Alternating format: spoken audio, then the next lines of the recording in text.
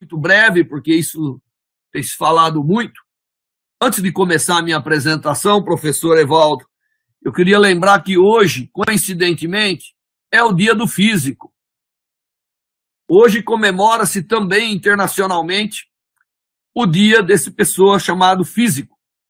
E eu sou um dos representantes dos físicos. E é interessante que a gente olhe o físico como um dos protagonistas aqui no avanço da luz, né? Todo mundo que fez essas revoluções, de alguma maneira, tinha uma conexão muito grande com a física. E o físico é um profissional, como muitos outros, admirável. Ele é determinado a percorrer o seu caminho, mesmo quando o ambiente está hostil. Ele está comprometido com a verdade, não é? Ele está comprometido com a verdade, que é algo extremamente importante, até como exercício de cidadania em qualquer lugar do mundo. As pessoas que estão comprometidas com a verdade e que têm também o senso de dividir o seu conhecimento com toda a comunidade. Então eu vou falar um pouco. Eu queria agradecer, né, tudo que eu faço na minha vida acadêmica.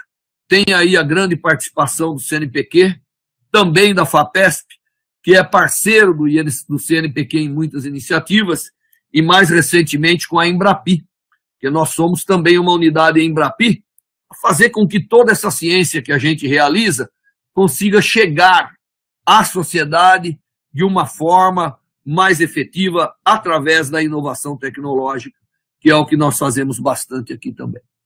Bom, se a gente vai falar do Dia Internacional da Luz, eu diria que ela não é nem uma celebração, ela é uma oportunidade. Oportunidade para que a gente possa refletir sobre a importância dessa área na ciência, né, e o que ela causou de progresso e as soluções que ela vem proporcionando. Um elevado número de análises, nós estamos aí analisando vírus, detectando doença nas pessoas, um elevado número dessas metodologias de análises clínicas vem com a luz. É a luz que é capaz de ir lá e revelar a existência de determinadas coisas, ou no caso aí de determinadas moléculas que indicam se a pessoa está ou não contaminada e tudo isso.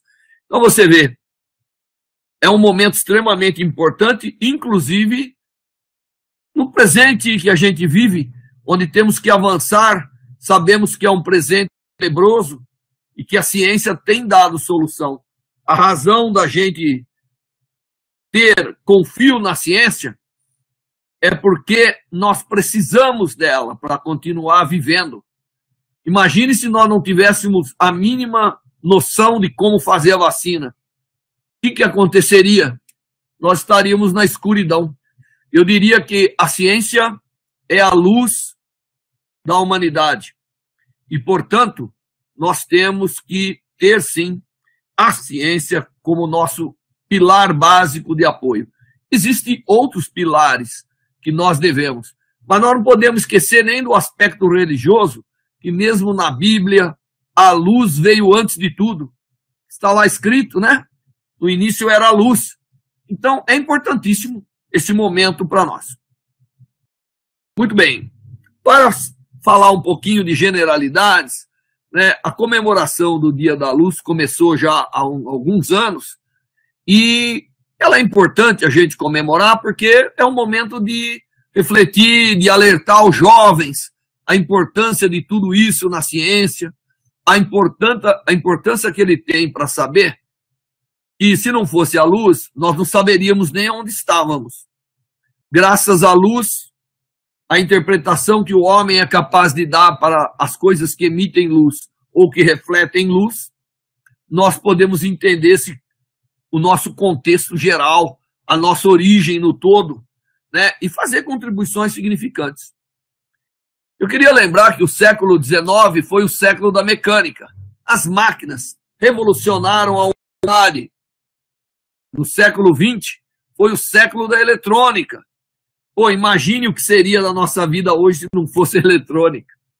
Não é o uso da eletricidade de uma forma adequada. Mas o século XXI é o século da fotônica. Não há dúvida que a comunicação vai tender a crescer. Tudo a gente faz hoje com telecomunicação. Você faz a sua vida através do celular, mas não pensa que é uma mágica. Em algum lugar, alguma coisa conecta a outra. E essas conexões são feitas com ótica. Mas a fotônica está indo muito além disso. Ela está mostrando que a luz é um elemento essencial para melhorar as condições de vida. Ela é um elemento terapêutico.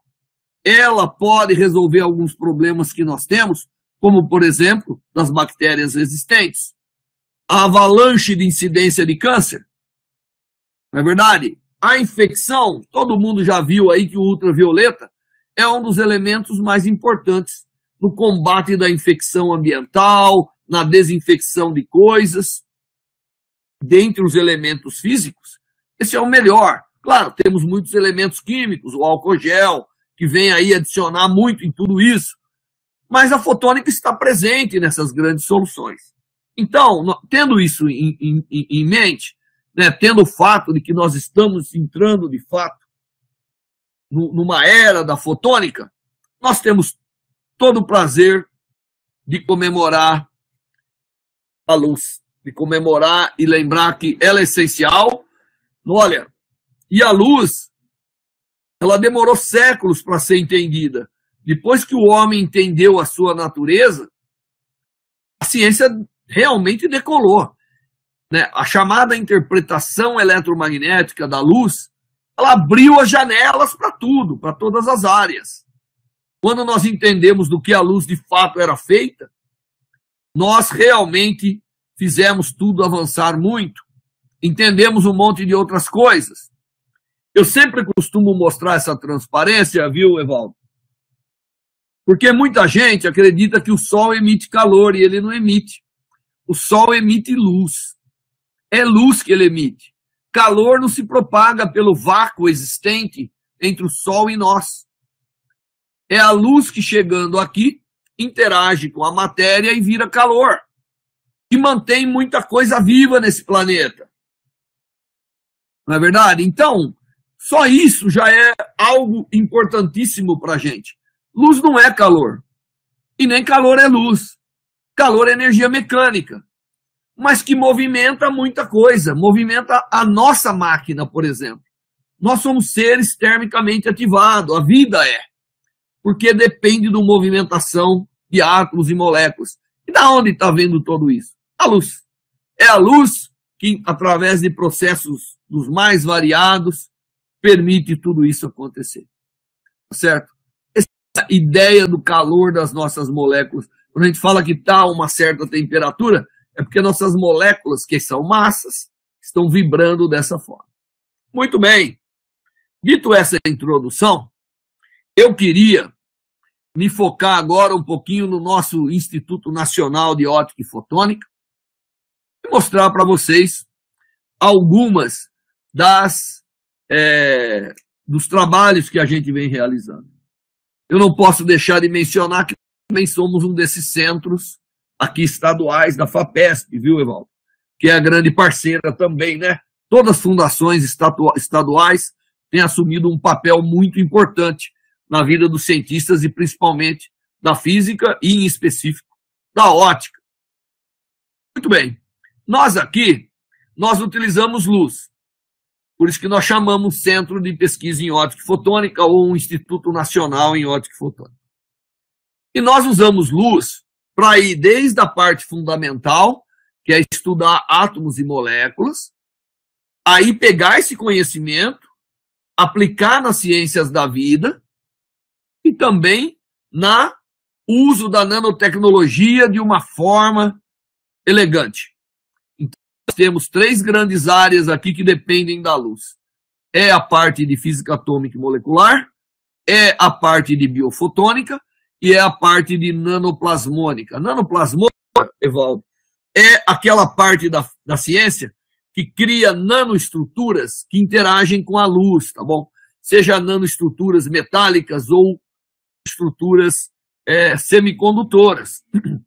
E é uma parte muito importante da tecnologia, porque acredita-se que muitos sensores, detectores de pragas, muita coisa poderá ser feito aí com a nanoplasmônica.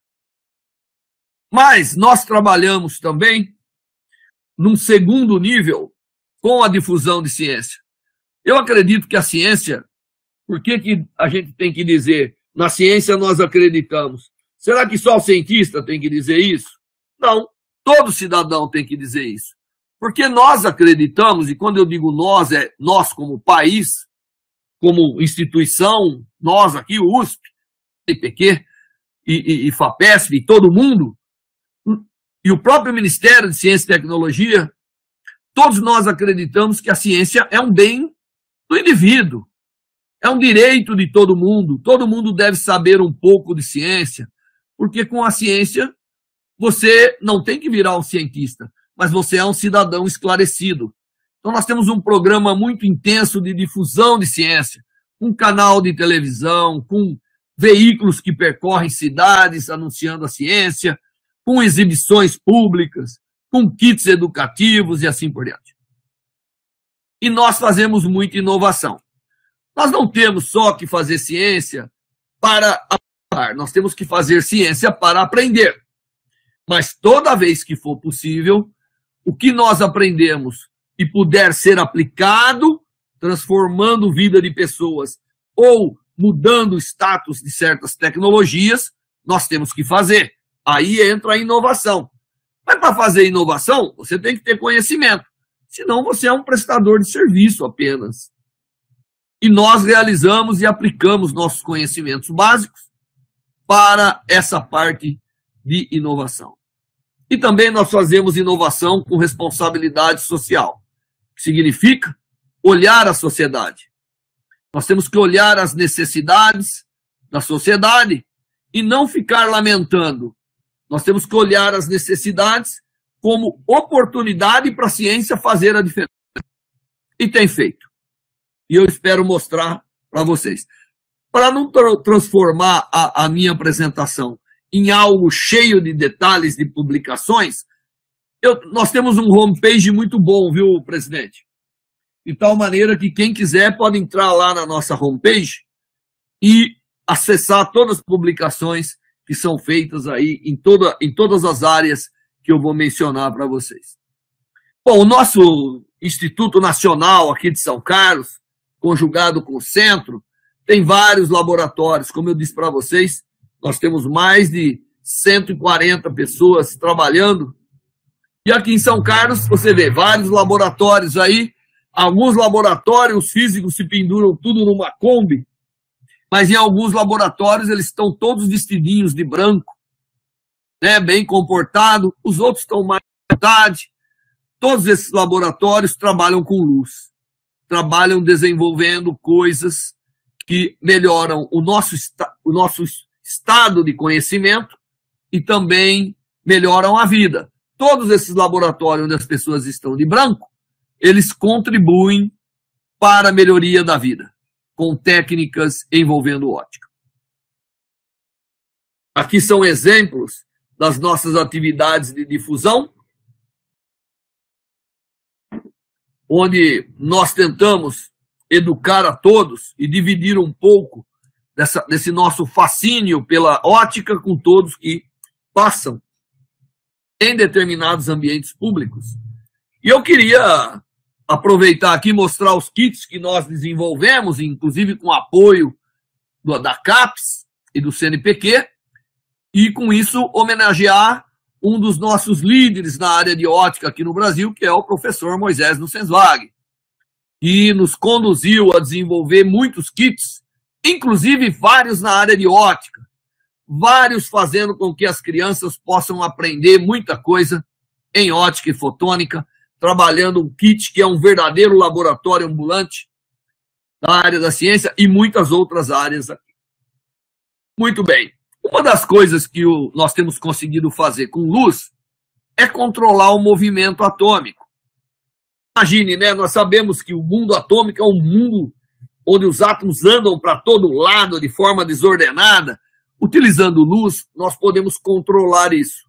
Nós podemos ir lá, fazer força sobre os átomos e fazer com que eles fiquem bem quietinhos, produzindo átomos em temperaturas de nanokelvin. bilionésimos de graus acima do zero absoluto de temperatura. E nessa região, a natureza se mostra diferente. Os aspectos quânticos da natureza se revelam de forma fantástica. E a gente pode estudar a interação da luz com isso. Isso é uma coisa que os meus colegas aqui fazem bem, né? Liderados pelo professor Felipe Cortella, por outros professores aqui do grupo. Daniel Varela, eles usam a luz para Raul Celestrino, eles usam a luz para entender a natureza atômica da matéria. Alguns laboratórios esfriam a matéria, que isso vira um superfluido atômico, que é o chamado condensado de Bose-Einstein. E uma das coisas que a gente tem feito é entender essa natureza quântica das coisas quando tem muitos átomos juntos. Aquilo que a gente aprende lá no ensino médio, ou talvez até no ensino fundamental, que é aqueles aspectos básicos quânticos de átomos e moléculas, também podem ser transladados quando você tem muitos átomos juntos. Isso são chamados sistemas de muitos corpos em física. E nós temos que entender como que a mecânica quântica, né, como é a natureza quântica nesse ponto. E quem nos permite fazer isso é a luz. Sem luz, nós não poderíamos nem preparar e nem investigar. E o que eu estudo em particular? A existência de turbulência nesses superfluidos. É uma área de fronteira, porque turbulência não entendemos muito bem. Mas nesses superfluidos nós podemos entender. E aqui você está vendo 2 laboratórios e uma amostra com 1 milhão de átomos, onde a gente produz uma desordem que é o estado de turbulência. E vários laboratórios desses, aqui em São Carlos, inclusive existem laboratórios de outros grupos em São Paulo, Recife, Paraíba, estudando átomos frios, e com isso nós estamos avançando o conhecimento.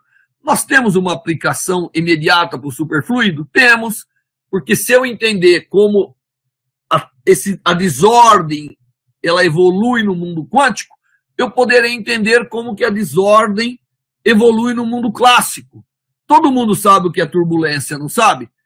O chacoalhar do avião, a máquina de lavar, tudo isso são exemplos de turbulência. E é um dos problemas em aberto que nós temos que entender, por quê? Se nós vamos entrar na nanofabricação, é melhor a gente saber controlar bem o transporte de coisas para entendermos coisas como é a turbulência no mundo quântico. E isso a luz tem permitido. E com a luz, nós temos estudado coisas fantásticas, como, por exemplo, as ondas de matéria, que são aí a base da mecânica quântica, mas nós podemos ver a olho nu.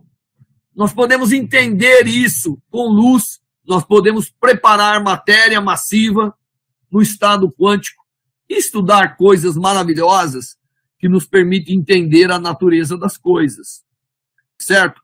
E aqui, vários cientistas estão se dedicando a esse tipo de entendimento. O condensado de Bose-Einstein é para um gás aquilo que o laser é para uma luz comum. Então, quem sabe, entendendo bem a natureza quântica de muitos átomos juntos, nós não teremos no futuro, quem sabe quando, mas uma nova revolução em metodologia científica para a gente finalmente entender coisas que hoje acontecem, até dominam a nossa vida e nós não temos a mínima informação como acontece. Muito bem. Indo um pouquinho do básico para o aplicado, nós temos aqui no nosso INCT o primeiro relógio atômico de todo o hemisfério sul, construído, e nós somos considerados um dos poucos países da América Latina, se não o único, que investe em metrologia de tempo e frequência. Algo extremamente importante para tudo, até para transações bancárias, para satélite. O Brasil é um país continental. Ele não vai poder ficar de fora sobre conquista espacial. E, nesse caso, os relógios atômicos. GPS não poderia funcionar sem relógio atômico. sistema de comunicação, telefonia, tudo isso que a gente usa rotineiramente a cada segundo, não poderiam funcionar sem medidas precisas de tempo. E como se faz isso? Controlando o movimento do átomo e com luz em comprimentos de onda adequado, analisando as oscilações que você pode ter nos estados, chamados estados do átomo. Isso é uma coisa fantástica. E o Brasil agora tem o seu relógio atômico de Fontaine, que tem uma precisão de 1 segundo em centenas de milhões de anos. Tá certo? E a nossa parceria, inclusive, com o Inmetro, fez com que a gente levasse um relógio atômico lá para a facilidade do Inmetro. O Brasil é um grande usuário de tempo e frequência, mas agora está começando a dominar o avanço e a produção. Mas uma coisa que sensibiliza a todos é a vida. Então eu vou mostrar para vocês como que nós estamos trabalhando para fazer a luz trabalhar em prol da vida. Ela já trabalha pela natureza, mas pelas mãos do homem, ela pode fazer ainda mais. E como que ela pode fazer? Ela pode fazer se ela for capaz de realizar terapias, tratamentos, se ela for capaz de controlar infecções, controle microbiológico, se ela for capaz de diagnosticar, e isso ela é, a gente joga a luz em uma lesão ou numa célula, olhando a luz que volta, nós podemos inferir o que está ali e fazer diagnóstico. E a luz pode contribuir muito na agricultura e no ambiente. E nós aqui no nosso INCT temos trabalhado em todos os níveis para tornar isso verdadeiro.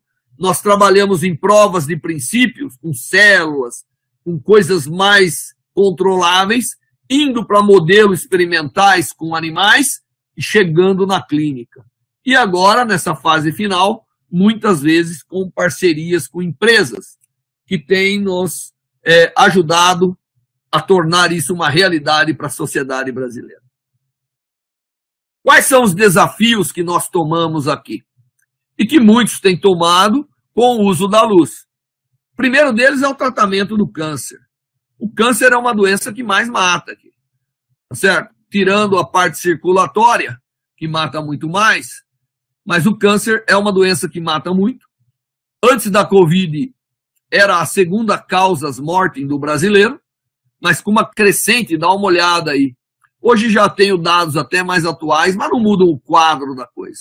Então nós temos que aprender a tratar. Nós temos mais de 300 mil novos casos de câncer por ano no Brasil, tá certo? E isso é um problema que tem que ser lidado. Controle microbiológico. Bom, o controle de bactérias resistentes já foi anunciado antes dessa pandemia viral, que nós tínhamos aí um problema. E que na próxima década nós gastaríamos em torno de 4% da economia global para controlar as bactérias resistentes, ou para lutar contra. Bem, claro que a pandemia mostrou para a gente que as coisas podem ser até pior do que isso. 4% de todo o dinheiro que circula no mundo, acredite, é muito dinheiro. E a gente tem utilizado luz para tentar contribuir aí nessa parte. Todo mundo conhece alguém que já morreu de pneumonia por bactéria resistente no hospital. Tá certo? Isso tem que ser... Nós temos que procurar reverter isso. As doenças crônicas. O Brasil é um país que tem caminhado no bom sentido. A expectativa de vida está aumentando. Porém, é importante que viva-se bem. E para isso tem que ter terapêutica das chamadas doenças crônicas, como é o caso do Parkinson, fibromialgia, diabetes, Alzheimer e assim por diante. Artrites, e eu vou mostrar para vocês como que a ótica pode contribuir com isso. E, obviamente, nós somos um dos maiores produtores de grãos para o mundo e, portanto, a chamada segurança alimentar, ou seja, ser capaz de detectar fungos, toxinas e combater isso nos alimentos e bactérias. Lembra-se o escândalo da salmonela que nós tivemos aí, que realmente prejudicou muito a indústria brasileira. E nós não temos que olhar isso como commodity, não. O Brasil é um dos países que mostrou para o mundo que nós temos aqui as chamadas commodities tecnológicas. É por isso que todo ano nós batemos recorde na nossa produção. A China ajudou a mostrar que tecnologia pode virar commodity. E nós estamos mostrando que commodity pode virar tecnologia. Mas para isso é necessário que a gente esteja também focado nos problemas que traz aí a segurança alimentar, o desperdício alimentar, o transporte, preservação e tudo isso. E a ótica permite. Muito bem. Existem muitas coisas que a gente pode usar em ótica. Eu vou pegar aqui alguns elementos que eu vou usar para explicar para vocês. Um é a chamada ação fotodinâmica, que com luz eu consigo dar energia para uma molécula que prepara uma molécula de oxigênio e que ataca micro-organismos e células por processo oxidativo severo.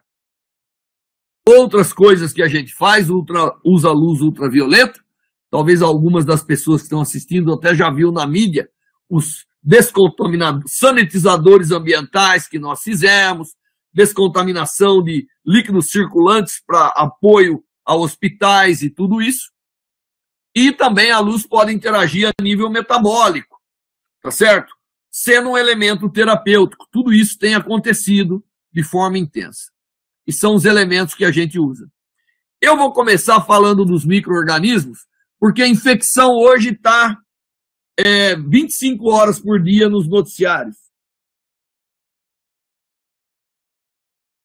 E o número de infecções que nós temos sido capazes de desenvolver tratamento utilizando fotoreações é enorme. Aqui eu listei a maioria que a gente tem trabalhado e eu vou dar destaque a alguns, principalmente ao problema das vias respiratórias.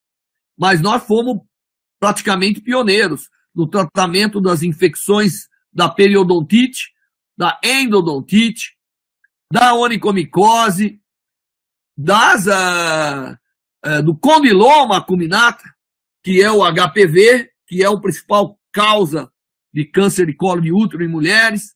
Tudo isso nós temos feito com sucesso e com apoio, das instituições como o CNPq, FAPESP e FINEP. Muito bem. Como nós tratamos o condiloma HPV? O condiloma ele cria lesões. Aqui você coloca uma pomada na lesão, você trata a lesão, aqui é como se faz o tratamento, é um tratamento ambulatorial, e hoje nós produzimos, inclusive, os fotofármacos. Isso é um orgulho para a gente, presidente Evaldo? Nós produzimos fotofármacos desde o princípio ativo até a formulação final, já em empresas brasileiras. Muito bem, então você passa uma pomada, aí você ilumina, produz uma reação oxidativa e elimina as lesões de HPV. Eu sei que nós temos programas nacionais e tudo isso, mas pelo que eu entendi em noticiários e trabalhos, nós temos em torno de 20% de mulheres contaminadas com HPV e que, de alguma maneira, poderão mostrar lesões, né, e que deverão ser tratadas. E a ótica permite fazer isso. Onicomicose é aquela fungo de unha. Ninguém vai morrer do fungo de unha. Mas é feio. Ninguém quer ser feio. Quer? Não, acho que não. E aí as pessoas tomam fungicida, que ataca o fígado. Fungicidas destroem os hepatócitos. A pessoa acaba morrendo por cirrose hepática.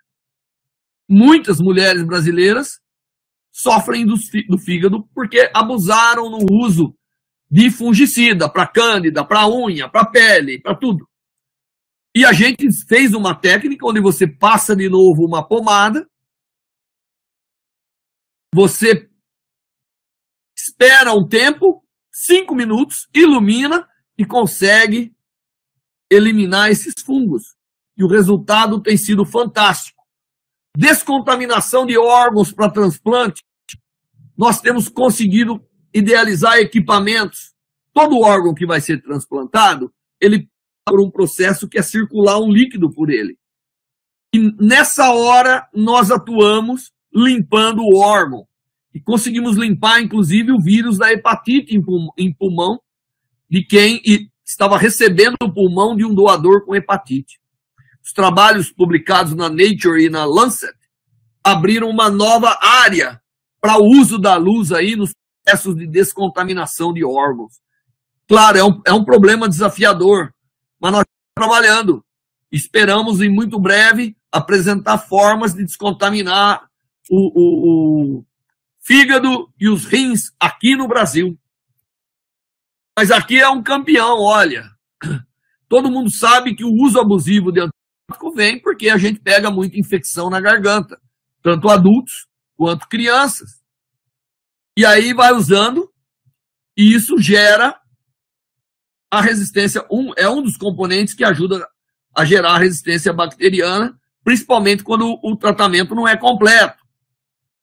Muito bem, imagine uma técnica onde eu dou uma balinha, ou um pirulito, ou um xarope, a criança bebe, aquilo impregna uma molécula nas placas bacterianas da garganta. Com uma iluminação, nós eliminamos essa infecção.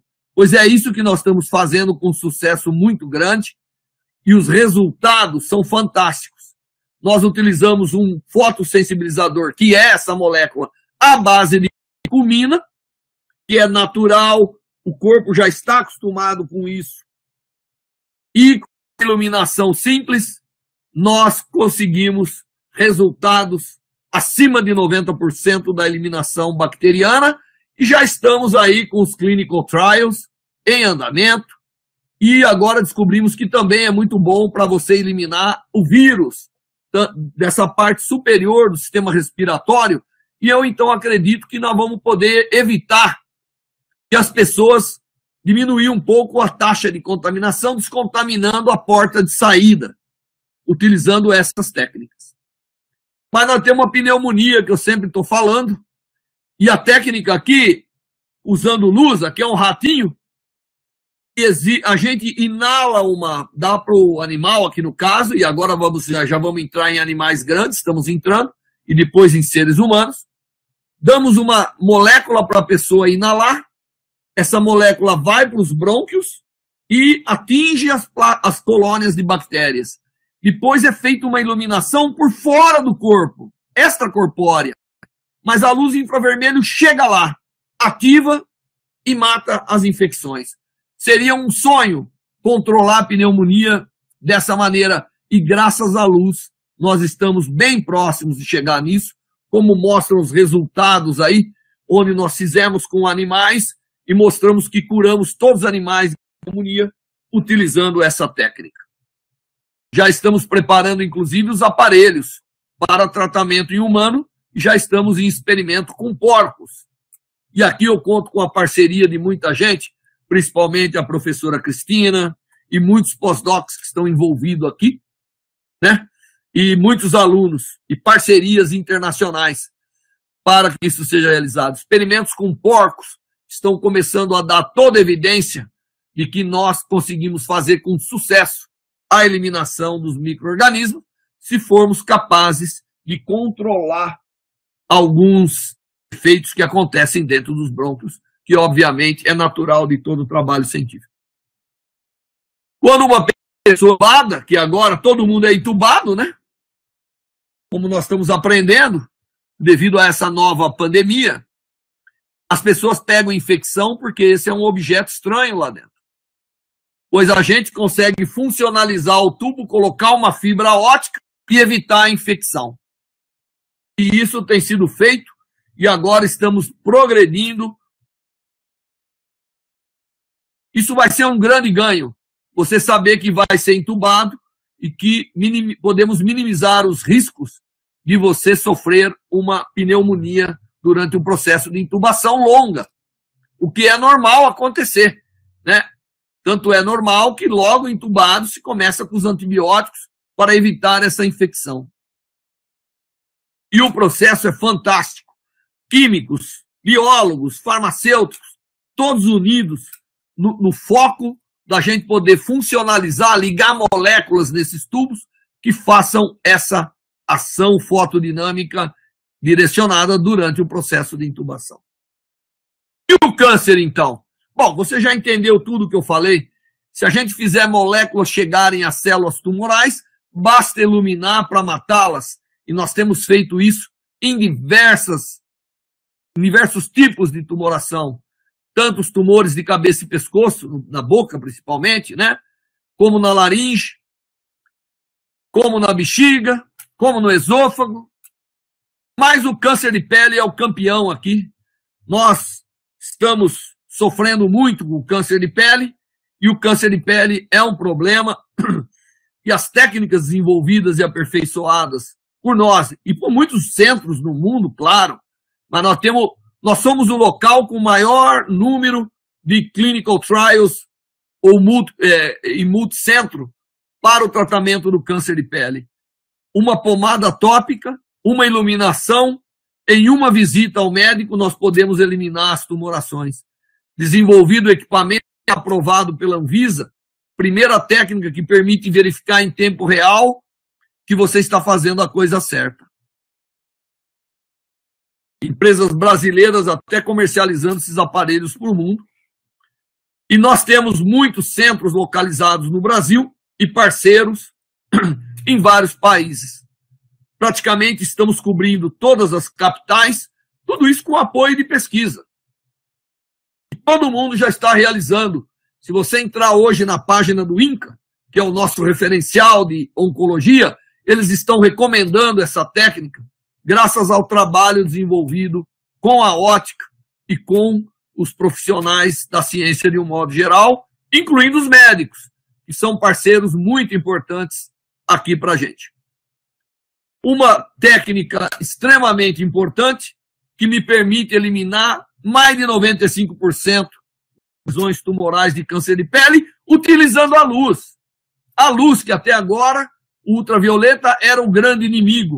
Agora a luz visível controlada é o grande amigo.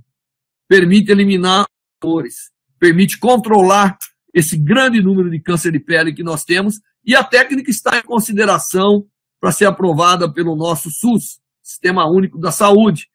E estamos aí ainda nas aplicações e tudo isso. E agora queremos chegar a 97% de eliminação, que é compatível com as melhores cirurgias. Para isso estamos desenvolvendo novas tecnologias. As microagulhas solúveis. Imagine, você vai botar um band-aid em cima do tumor, esperar um tempo, tirar ele, iluminar e matar o tumor. Porque essas microagulhas irão dissolver dentro do tumor, depositando ali as moléculas que a gente precisa para tratar o câncer. Câncer de colo de útero também, tanto é que nós temos um programa da saúde da mulher, novas tecnologias para a saúde da mulher, e com esse programa ganhamos o prêmio Mercosul de inovação. E ganhamos o prêmio das Sanovic. E ganhamos prêmios internacionais. Mas nós temos outros problemas. A zika, a dengue. Precisamos controlar os mosquitos, pois nós sabemos agora uma molécula amigável ao meio ambiente que a gente coloca nos meios onde o mosquito se procria. Ele absorve essas moléculas. Essas moléculas você pode ver aqui numa foto microscópica. Essa parte avermelhada vai para o trato intestinal, a própria luz do sol, quando a larva sobe para respirar, oxida as larvas. E nós temos conseguido com sucesso dar início aos primeiros trabalhos em campo para conseguir contribuir para a diminuição do problema do mosquito Aedes aegypti, que é o causador de inúmeras doenças, como nós sabemos. E na parte de alimento, mesma coisa, nós podemos colocar moléculas no alimento que são totalmente amigáveis ao ser humano ou ao meio ambiente e iluminá-las para evitar a contaminação e preservar ainda mais, sem que haja contaminação, diminuindo o que eles chamam de perda na cadeia alimentar. Tudo isso são técnicas que estão sendo desenvolvidas com pioneirismo enorme do Brasil. E a gente está agora entrando também numa combinação de ação fotodinâmica e ozônio para tentar melhorar ainda mais, evitar ainda mais a incidência de praga na lavoura. Já estamos com experimentos em cultura em morangos e outras hortaliças, e isso poderá abolir um pouco ou diminuir consideravelmente o uso de pesticidas. O Brasil tem que agir em todos os níveis e nós estamos, inclusive, inovando na forma de produzir essas moléculas através de diversos programas. Bom, eu poderia falar aqui um monte mais, mas eu só quero passar rapidamente que técnicas ópticas têm permitido hoje melhorar as condições de vida dos pacientes com Parkinson, diminuindo a tremedeira, dando a ele condições condignas de sobrevida, com técnicas envolvendo pressão negativa e terapia laser, técnicas combinando ultrassom e laser para o tratamento da fibromialgia e de outras muitas doenças causadas, com sucesso muito grande. A eficácia que nós temos para o tratamento da fibromialgia, que ninguém sabe muito o que fazer, é que mais de 60% dos pacientes melhoram mais de 77%. A condição de vida avaliada por índices aí. Já são milhares de pacientes tratados, tecnologia disponível para a sociedade brasileira. Mas não para por aí, não. Nós estamos tratando, inclusive, aqui são índices que mostram, né, tanto o índice da dor como o índice de qualidade de vida, mostrando que as técnicas que nós estamos desenvolvendo com o uso da luz têm permitido uma melhor vida para o cidadão brasileiro e já está se espalhando para o mundo. Estamos atuando também nas artrites, que é uma causa de dor problemática, e também aqui a combinação de luz com técnicas como ultrassom permite um avanço muito grande.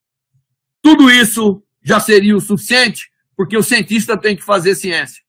Mas nós temos aqui a preocupação, e não é só nós aqui em São Carlos, o Brasil tem a preocupação de transformar a ciência em benefício direto. Nós já ajudamos a lançar no mercado mais de 70 produtos. Temos o apoio da Embrapi agora, um programa fantástico para parcerias com empresa. Ao redor do nosso laboratório, nós temos 46 empresas de ótica que empregam mais de 1.000 pessoas e que disponibiliza para a sociedade tecnologias de ponta, inclusive agora indo para diversos lugares do mundo. Tudo isso com a luz. Mas eu não poderia dizer que a maior luz são as pessoas. Nenhuma luz ilumina o vazio. A luz ilumina e dá uma ferramenta para a gente, para as pessoas. E as pessoas que compõem aqui os nossos laboratórios e muitos laboratórios do Brasil é que dão na ciência a confiabilidade que ela tem. Bom, eu dei uma viagem rápida para comemorar aí o uso da luz, a relevância que ela tem. E acredite, isso é apenas um começo. A luz tem segredos que vai tornar a nossa vida cada vez melhor.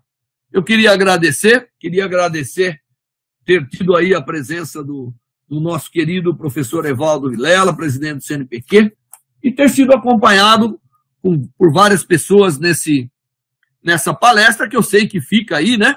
E as pessoas que não